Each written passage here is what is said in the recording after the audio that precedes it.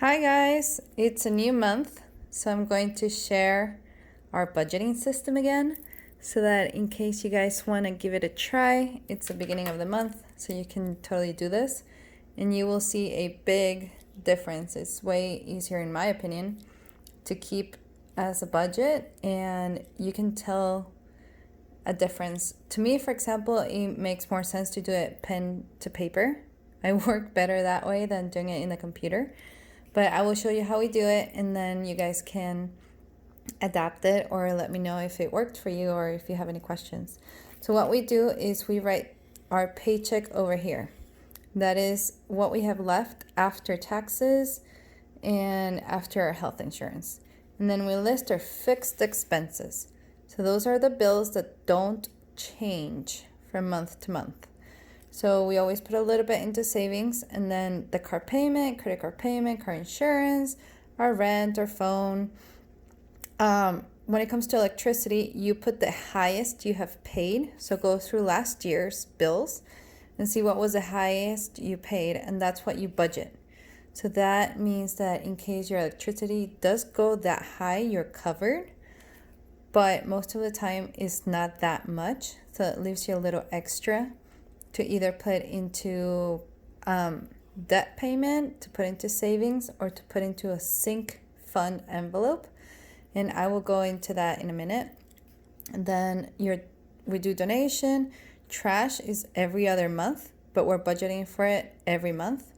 And that means every other month we're going to have extra. I think it's 38 or something. Extra to either put into debt, put into savings, or into a sink fund envelope. We do pay for school. We have Pandora, and we keep a checking account cushion. That is a just in case kind of cushion. If you go to the gym, you put it here. If you have Netflix, put it here. Disney Plus, Amazon Prime, all those, that's every month, the same amount, you put it here. And then what you do is you subtract all those to your paycheck.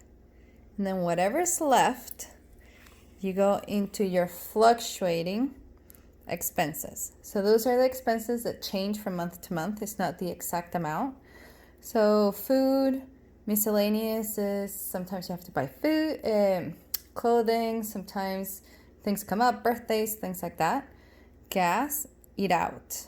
So these are the ones that change from month to month. So whatever you have left from here, you bring to here. And how do you know how to properly budget for groceries and for gas and for eating out? Is you track. So for example, I'm about to start tracking, but last month I tracked it here. So every purchase that we did, I tracked it, every single dollar. And then that way, when I come to March, I'll know how much I need to track for groceries, how much I need to budget for gas. And then we apply the cash envelope method, but we don't have a bank here, so taking out cash is kind of a pain. So I do take out cash for groceries, because that's where I was going over budget. So for example, I have $100 for the month in cash. So I do have this little envelope for that. And then I know how to better budget for my groceries. And it keeps me from going into impulse buys. And then I write the date, the store, how much I used, and how much I have left. And then for the other things, we don't take out cash, but we do the same thing. It's just in a little card. So I write the miscellaneous. So if we go to Walmart to get clothes for the little one, I will write it here. Then gas, restaurant, and we don't really need this one because I have the food one. But I would put up here how much we have budget for it. And then I'll start subtracting what I have used, and then right here what I have left. And then that gives me an idea if I'm going over budget and if I need to adapt. And here I would be tracking every single dollar I'm going to be using. So for example, if we go to Costco and we spend $200, I would write Costco $200 and the date. And then we go back to here. So if you see that what you have budgeted, you're going over budget in your food or in your eating out, You can cut out eating out. When it comes to food and all this stuff, if you're gonna don't take off like $200 because that's not viable. You are gonna go, but if you're trying to reduce it, do it by 50s. So instead of, for example, if you have a $600 food budget and you want to reduce that, go 550 food budget and see if you can stick to that. And if you can go a little less and a little less. If you find that you're going over budget here, then you need to start cutting things here. So for example, we cut internet because we're already paying for phone and we're already paying for unlimited media, and we use our phones most of the time for everything, pretty much. So there was no point in paying for internet. So we cut internet, we cut Amazon Prime. We don't really watch TV. We cut Netflix and all of that stuff. We cut it so we could put more into debt payment, more into savings, and we could adapt over here where we were going over budget. And then when it comes to the sync fund envelopes, is this things. So to me, a sync fund is that those things that you don't really budget for, but they sneak up on you and you end up using your credit card, or your budget takes a dive, so it goes sync.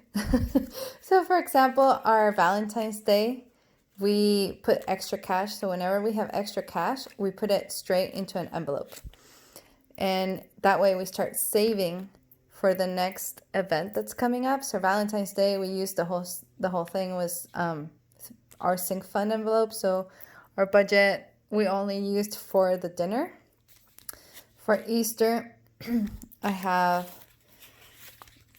some money here. So for the Easter basket, I know I'm covered. I don't need to keep adding any more here. And I know that my budget's not going to suffer during Easter to get the Easter stuff. We have a wedding coming up. Whoop, this fell down. We have a wedding coming up. So we've been putting some cash in here. I did dip into it, but you shouldn't. It's not an ATM. It should just be for the event itself. So we do have some here. So whenever we have some extra cash or from like the trash that month or the electricity, we put it into the sync fund envelope. So for example, Mother's Day, Father's Day, birthdays, oh, see, Valentine's was here. Christmas is a big one. So if you can start saving, we have, I think, $50 card in here already. So if you start saving for Christmas early on, like little $1, $5, things you get back, especially if you don't use all your cash from your envelopes, you can start putting it into the sync fund envelopes. And then you're covered and you won't have to worry about money when Christmas comes around or your anniversary and things like that. Thanksgiving, birthdays. So that's what we do with sync fund envelopes. And I hope that helps a little bit. If you have any questions, just let me know. The most important thing is just track where your money is going. Track every single dollar you're using. Track what you used it for. And then what I'm going to do here is I'm going to use highlighters in different colors just to see like clothes and food and house things, different colors, so that I can better budget for them next coming months. All right, so I hope that helped, and happy March.